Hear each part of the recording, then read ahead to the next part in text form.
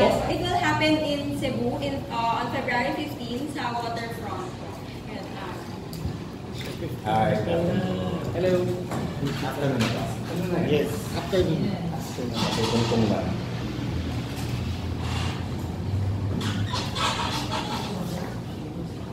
Bago yung tripod mo.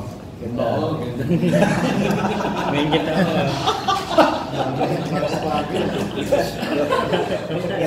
Ayun. Gusto na ngayon. Glass pad, no? Glass pad.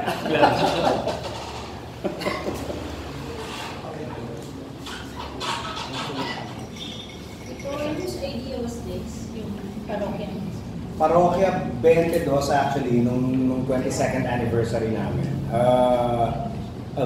Parang we were looking for something na hindi pa nagagawa. Gumawa na kami dati yung Dosena, yung 12th anniversary namin. And sabi namin parang kulang pa. Hindi pa yung ultimate na goal talaga ng musical. Ilang musicals na napanood namin na lumabas, na medyo magaganda talaga sa Hollywood. Tapos yung success ng Rock of Ages. So parang naisip namin emerge yung mga ideas na. Ang problema lang naman was hanapin kung alin yung kung anong songs o anong banda ang i-feature na. And it so happened na parang anniversary ng parokya that time, no? So parang maganda yung idea na ipag-merge yung humor nila, yung humor ng Bubblegum. And of course, yung Rock of Ages. So, can you tell us more about that? Hindi ko rin nasabi sa'yo kung kanino nang galing eh. Sa akin yan. Dami ko sinabi, hindi ko rin sinabi kung tanong ko eh. Yata, ako hindi ko ba sure. Oo. Hindi, kasi alam ko sa akin ang galing yung Ikaw yung nag-pitch. musical. Pero yung final, kung kaninong songs ang i-feature, tinanong muna namin yung availability. So sa creative, sa GMA na naman. So practically parang ito yung pangalawang musical na gagawin nyo? Yes. Bakit sa Cebu? Why? No, this time around, it's a restaging of the 22nd anniversary presentation. I see. Ano mga naman? Cast.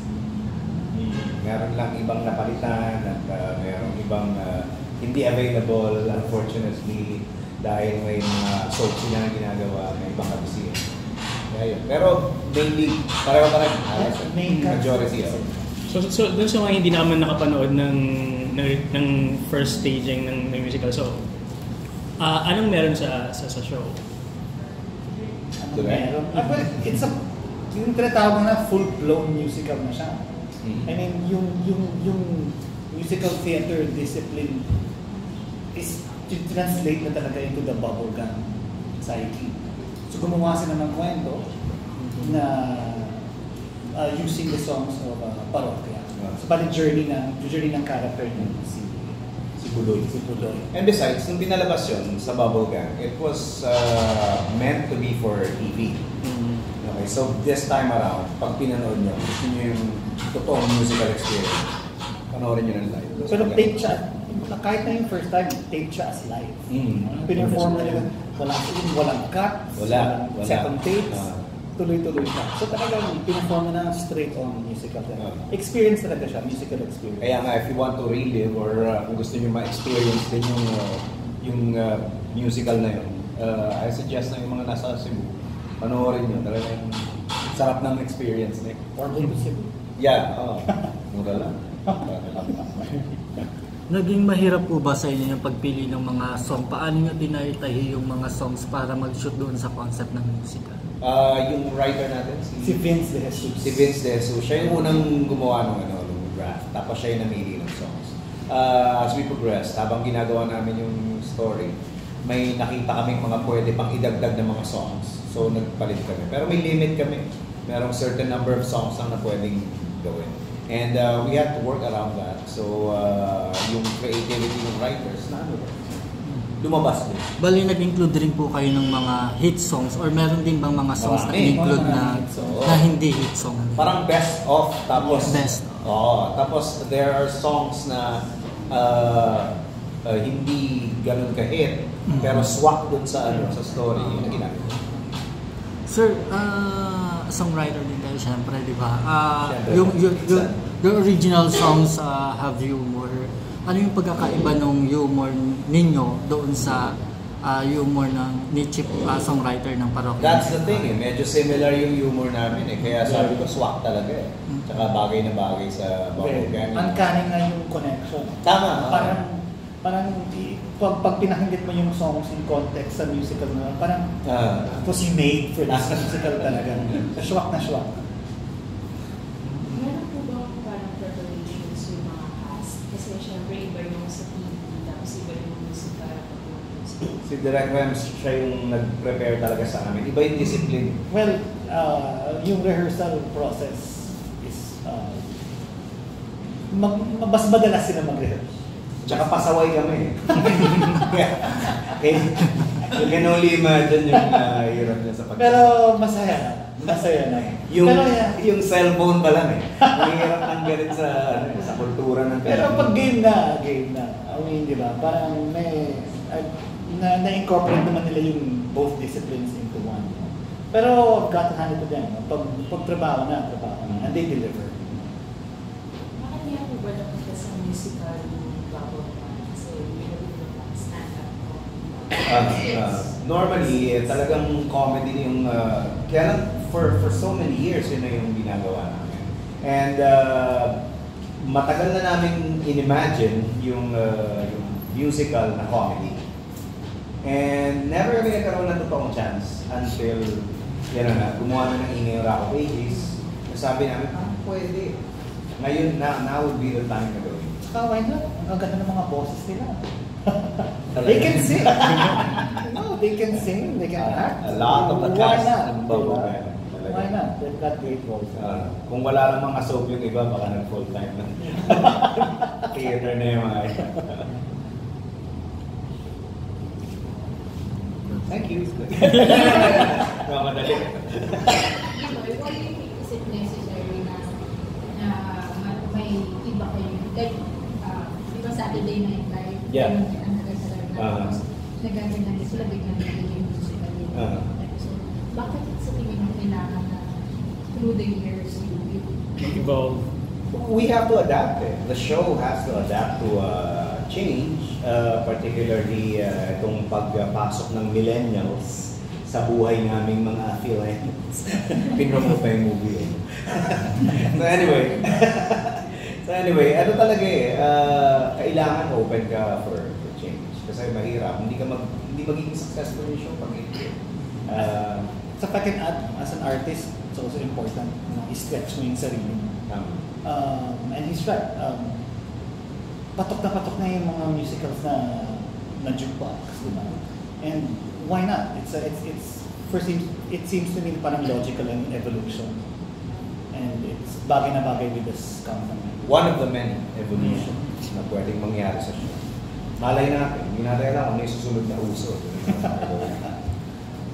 Is it safe to say ba na yung show sa Cebu will be part of a series of shows that are going to do this 2019? It could be. Kasi pagka nagkaroon ng clamor, actually the reason why we did this is meron. Hindi lang kami nakahanap ng proper venue for Manila na presentation. Pero yung sa Cebu, palagay ko, it's a start of something. do you ever get bored? Yes. Doing? Yes. Hindi, there are times, kasi tagal na ang ginagawa at pag nararamdaman kong nagiging routine na, nararamdaman ko yung boredom, doon nagiging malikot yung utak ko. Doon ako naghahanap ng ibang gagawin, doon ako naghahanap ng paano kaya pahihirapan yung sarili ko. And in the process, nagbe-benefit, hindi lang ako, pati audience. Paano ka papahirapan? Ano sa tingin? Ano pang mga ideas? Sinakulo gagawin. Malapit na. Kaya nga, pero comedy. Sorry na. Stay tayo na, no? Pero may alternate ending. May alternate ending. Ano yan? Banders na. Hindi mo alam kung mabubuhay o hindi. After the third day. Oo. natin na lang. Let's find out. Ito, yung bang cast, nag-audition for musical. Handpick na sila. Handpick na lang kasi alam na namin yung capacity nila, capabilities nila, yung range ng mga boses nila, and the way they perform, yung abilities. Yeah. So, medyo hinandpick na lang. Nagkaroon pa rin ng changes along the way, pero majority nung sinelect, yun na talaga. Pero ano yung reaction nila yung sinabi mo, magiging ganito yung concept ng musical? Na-excite sila. Na-excite sila. Di ba nakita mo yung ano eh, yung first day, yung palang warm-up pa lang, nakita mo na excitement. Yung vocalization pa lang. Parang sabi niya, seryoso na to. Oo. Naramdaman nila yung kakaibang discipline, yung ibang environment. And they were open to that and na-appreciate naman namin. Kaya naging maganda yung result. Did you ever think of staging in Visaya? Because you're in Cebu. Not really, kasi hindi namin kaya. Hindi kami ganun magaling. Kung talagang kagaya ko yung iba na gustong pahirapan niya sarili nila, malamang ginawa namin. Kaya lang ako lang yung ganun. Kaya hindi pa. Na natin. Iba-ibang language. Can you share more about the story of the music? It's about Buloy na aspiring artista who falls in love with a very famous na artistang babae. And when he got the chance to be with her, he took that chance. And yung journey niya, yun yung na-highlight sa story. So connected din siya sa parang songs mo parang? Yes, oo. Yung main character ng babae is called Birdie. Oo, di ba meron song ng parokya na Don't Touch My Birdie. So, pati yun na-incorporate yun sa actual na performance. Ikaw, do you imagine writing a whole libretto? Ito kasi nag-collaborate namin ni Vince sa pagsusulat nito. Kasi I needed a parang foundation para dun sa story. Hindi ko alam how theater works especially pagdating sa script. Pero I know how bubble gang works. Kaya nung nakita ko yung, okay, ganito yung gusto nila mangyari, doon ko na in-ingent lahat ng mga pwedeng ilagay with regards to bubble gang humor. Meron ko rin plan na partnership with bands. Sa iba? Local bands, local artists. Well, oo, definitely. Actually, naunahan na kami ng star sa Eraserheads. Would have been great, di ba? Diba? Or Francis M for that matter. Nagkaroon na rin, di ba? Yes. Musical. Yeah, ako na rin. Oo naunahan kami. So, sino pa ba yung sino pang wala? Sino wala pa, alam. Antayin natin. Sir Bitoy, ang tagal na ng bubble gum, ano? Sobrang, Oo nga. Sobrang tagal na Mahilig ka nito. na? Actually, ayun nga, sir. May ganun na rin. Nakikreate nyo na maging fresh parati yung bubble gum. Kaya ganun siya katagal. Mm. Having accomplished so much, have you ever think of something that maybe I should try to do something or other shows or creative pursuits? Have you think of that? At this point, yeah. Oo. Kaya medyo, nagkakaroon kaming movie. Dahil parang medyo naghahanap na ako ng challenge. Nagkagawin akong movie with GMA Films. And it's going to be something really, really new to everyone. Drama. Wow. Drama, romance. Ang working title niya is, so far working title is Family History. Wow. Parang drama ang ganun. Antayin niya. Drama docu, parang ganyan. May cast. We're hoping to get Don Zubuena. Wow. Red. Ako. I also wrote the script. Wow. And I'm also starring as a main character. Sino magdidirect mo? Ako. Written by me, directed by me, starring by me. Produced by me. Co-produced by me. Sorry, smart. Oh, well, Ayaw nga. May mga times na kailangan mong gawin yun. As I've said, gusto kong pinahihirapan yung sarili ko. So, why not this way?